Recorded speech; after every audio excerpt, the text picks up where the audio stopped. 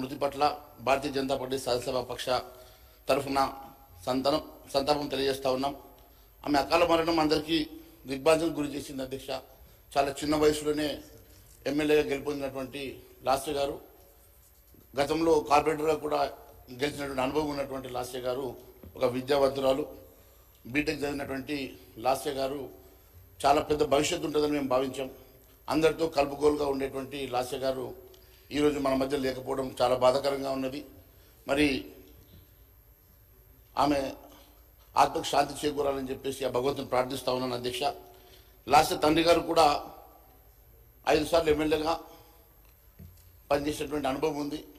ఆయన వారసురాలుగా వచ్చినటువంటి లాస్య గారు అతి పిన్న వయసులో ఎమ్మెల్యేగా గెలుపొంది ఎంతో భవిష్యత్తును ఊహించుకొని మేము కూడా వారికి చాలా గొప్ప భవిష్యత్తు ఉంటుందని చెప్పి మేము భావించాం అధ్యక్ష. కానీ భగవంతుడు మరోలా ఆమెను తమ దగ్గర చేర్చుకోవడం, మన మధ్య నుంచి తీసుకెళ్లడం చాలా బాధాకరంగా ఉంది.